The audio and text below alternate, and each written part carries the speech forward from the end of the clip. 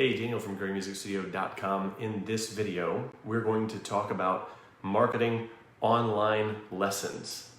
This is lessons of any type, voice, piano, anything you can think of, that's what we're going to talk about. Now, I'm doing this because recently I put a survey out into my list of followers and asked them, hey, what kind of questions do you have going into the end of the year here? We're approaching 2021.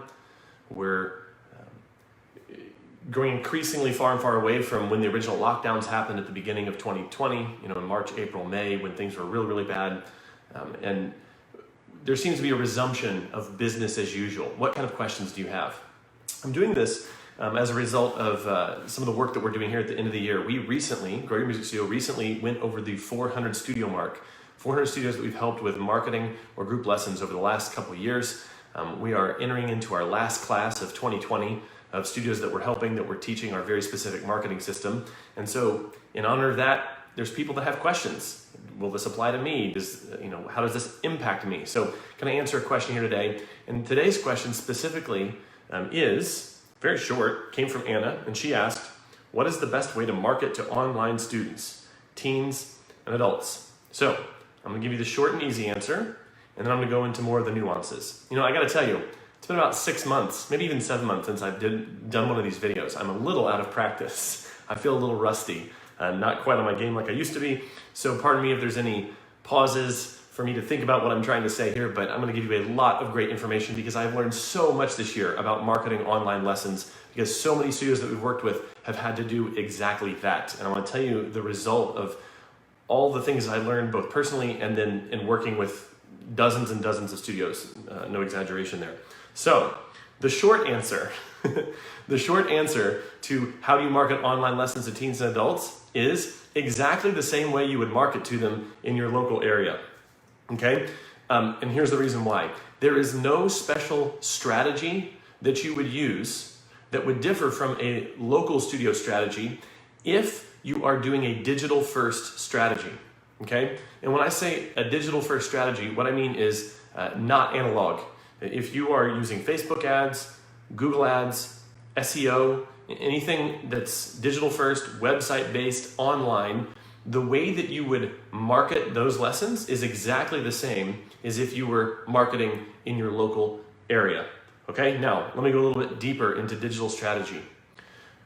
The most important channel to master if you are new to online marketing or you are new to using a quote studio funnel, the most important thing to go first is Google Ads. Earlier this year, I had the chance to work with a very, very large studio on the East Coast. 700 students, $1.5 million revenue plus. They had used a lot of analog / old school / word of mouth marketing techniques. They were in a very tight knit community, very densely populated area, but they'd reached a point where they'd seen growth slow. What did I tell them to do? Very simply, get a Google Ads funnel up, market all the different lesson types that you're offering, preschool lessons, various instruments, voice lessons, all that stuff. Google funnel for each one of those. This is what I mean by digital first. So people come to Google, they type in, I want to begin piano lessons, I want drum lessons, mommy and me classes, things of that nature. They get a search return, and right at the top is this studio, okay? We started this right as COVID hit in March. This is probably the worst time that you could have done this. And so we were optimizing through April, and then starting in May, they began to see a real change in their results. And it got to the point where I just got a report from them like a couple weeks ago, and their lead marketing person here at the studio, because again, they're doing over $1.5 million a year in revenue. They have quite a large staff, but their lead marketing person was saying they were getting a 350% return on their ad dollars on a digital first strategy. This is highly germane to this question, highly relevant to this question, because of the state they were in and the restrictions in that state, they are forced to do mostly online lessons. And here they are getting, for every dollar they're spending on digital ads, they're getting $3.50 back in front month tuition, let alone all the months of tuition they're going to get after that from each one of those students. 350% return. And so their goal has just been to shovel as much money into those funnels as they possibly can. So that's what I'm saying when I say a digital first strategy. So That's the easy answer. I told you there was the easy answer, then I told you there was the nuanced answer. So the easy answer is you're going to do this exactly the same way that you would do a local marketing campaign, okay? Now, here's the nuances. The explosion in interest for online lessons this year has largely been one-sided. Here's what I mean. Teachers really want to do it, but consumers not so much, okay? I cannot tell you the number of people that have contacted me knowing that I'm a marketing coach, that I help studios with marketing. Cannot tell you the number of studios that have contacted me and kind of casually or flippantly said, I think, as long as, I'm doing marketing, I want to, I think it'll just be easier to get a lot of students if I just advertise the entire United States. Like, because of COVID, everyone is having to do things online now, so it just makes sense to me that I can do that, right? This is kind of the thought process that I've been getting from folks, okay? So, here's the truth. And I now have 7 months of data to prove this. Now, back in March, I did a couple of live streams around online lessons and how to deal with quarantine and the virus and what to do in marketing and all that. And I had some initial thoughts. Now, some of those initial thoughts have been proven to be very, very true. So I have kind of an update, an addendum to what I said back in March in those 2 quarantine streams.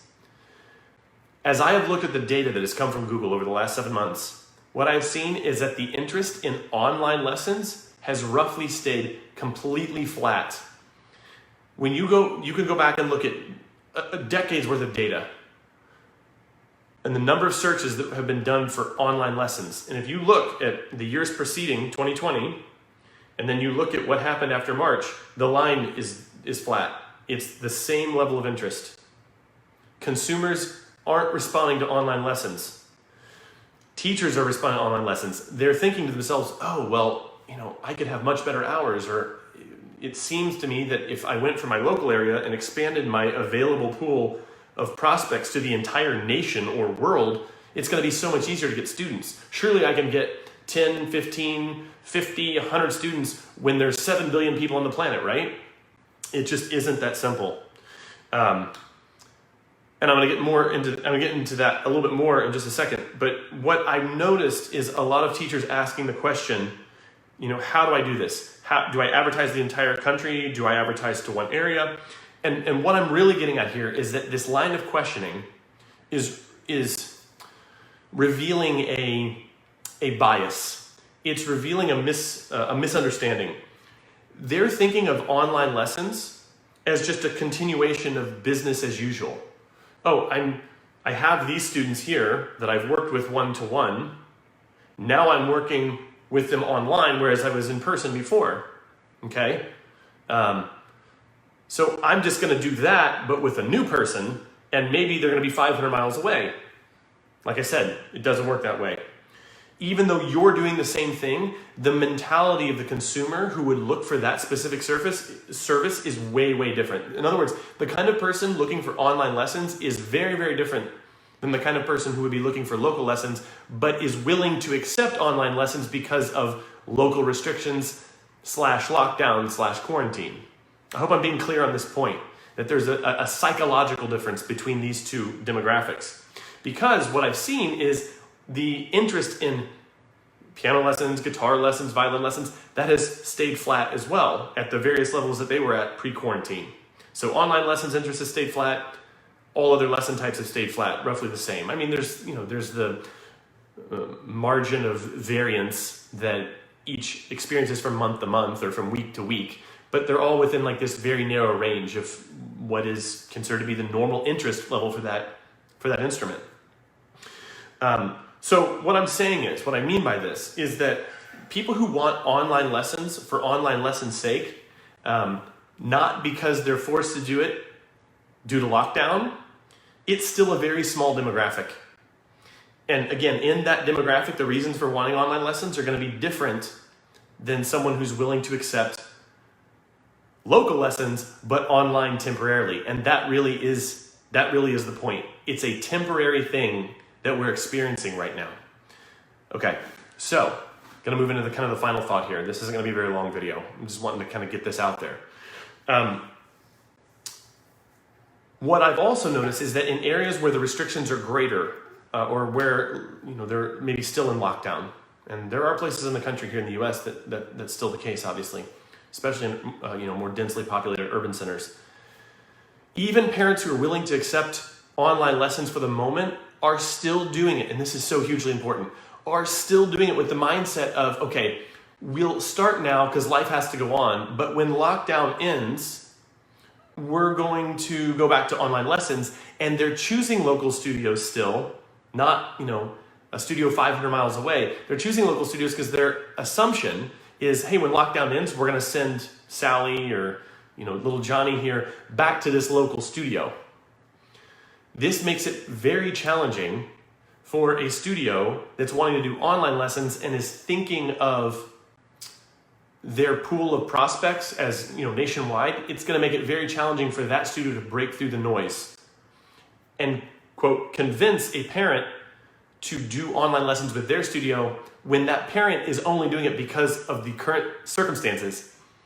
They're advertising to a parent who really wants local in-person lessons, and they're willing to do online lessons temporarily until lockdown ends. So, having said all that, what are the implications? And let's get back to Anna's original question.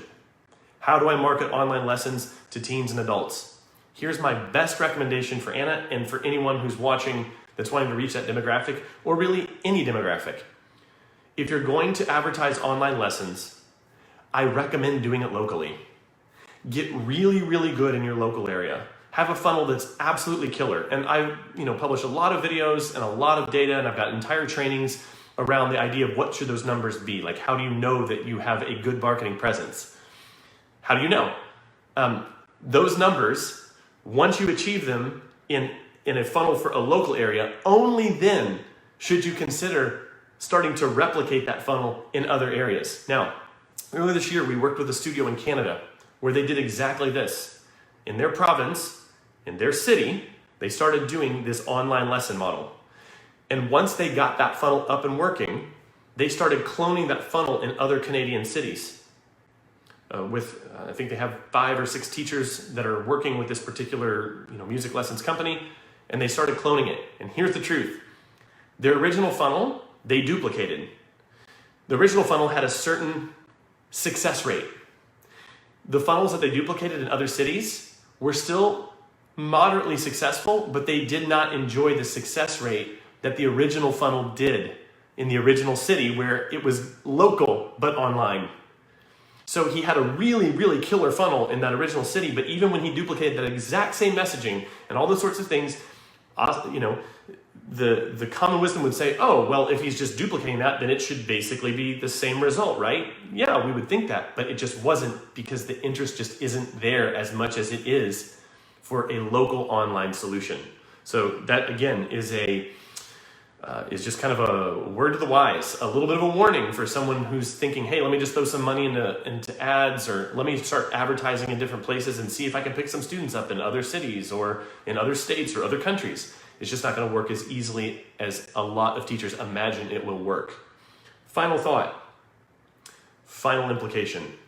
If you are wanting to do online lessons, understand that you're competing against very deep pockets.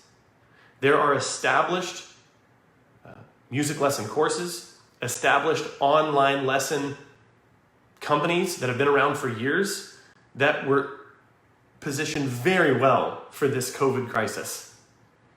And they were succeeding prior to this in an environment that was not conducive to online lessons. In other words, for every 10 people that want piano lessons and they go to Google and type that in, only about 1 to 2 people actually would be interested in an online solution, according to the data.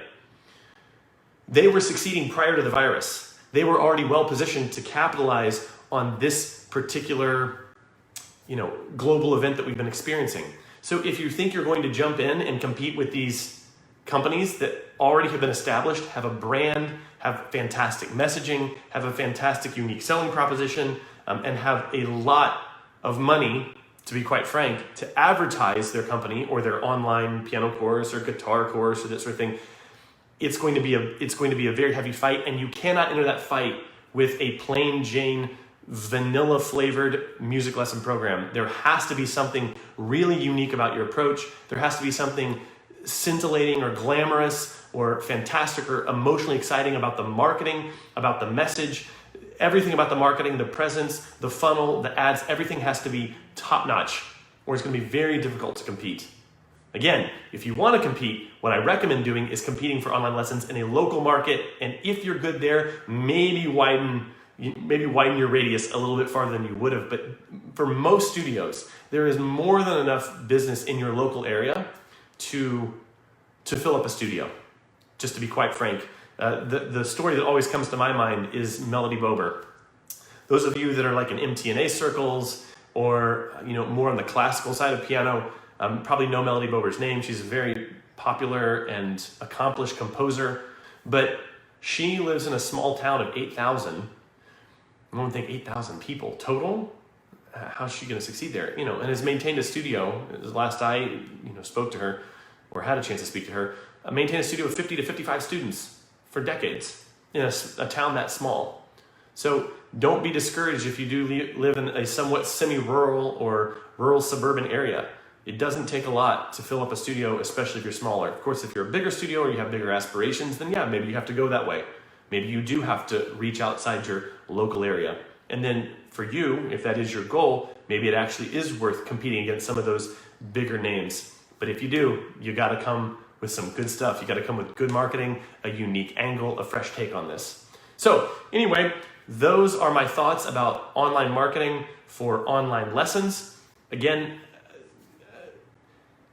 it's not for the faint of heart, but this is the best answer I've come up with this year based on the data. Really appreciate your attention. It's been a while since I've done one of these. It's good to see you all again.